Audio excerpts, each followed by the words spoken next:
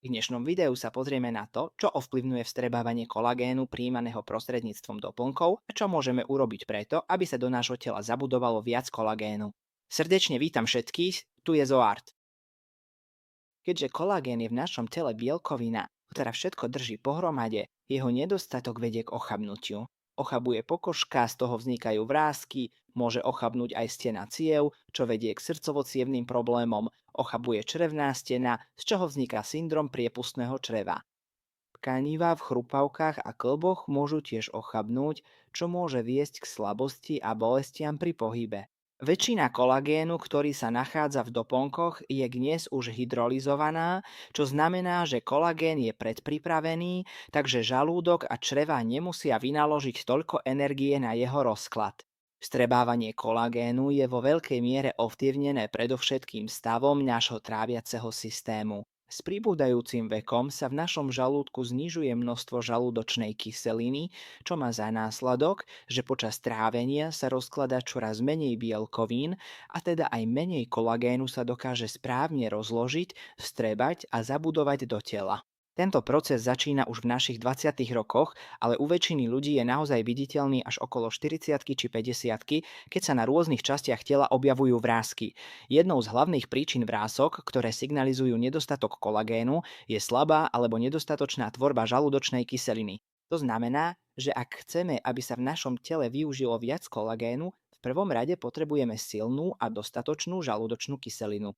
Žalúdočnú kyselinu môžeme posilniť nefiltrovaným jadočným octom alebo kapsulami s jadočným octom, kyslou kapustou, doplňaním betaín hydrochloridu a tráviacich enzýmov, doplňaním stopových prvkov, keďže na tvorbu enzýmov sú potrebné aj stopové prvky, prerušovaným pôstom, dostatočným prežúvaním jedla alebo použitím bylín, ako je napríklad zázvor.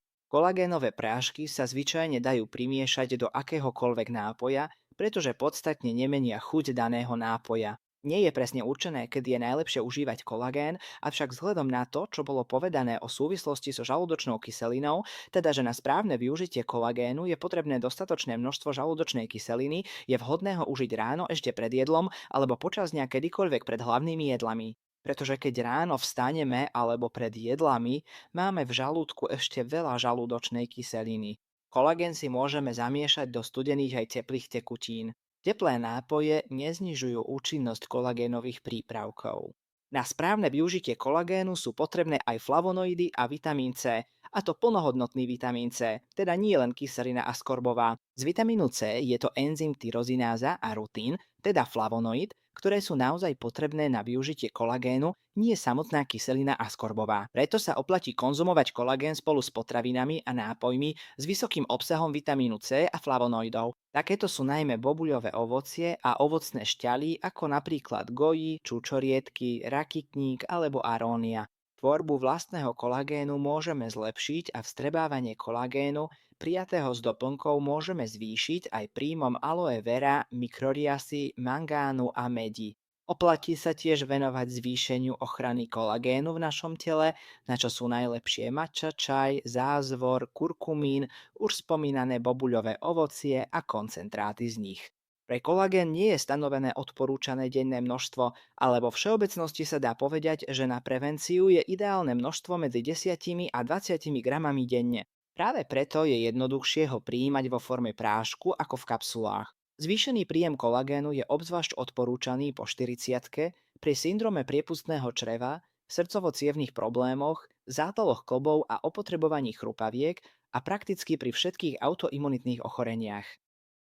Príjem kolagénu je užitočný aj na posilnenie kostí a zubov. Kolagén je bielkovina, ktorá sa nachádza aj v našom tele. Predávkovať sa ním je ťažké, negatívne vedľajšie účinky alebo alergické reakcie nie sú typické, a to ani pri vyšších dávkach.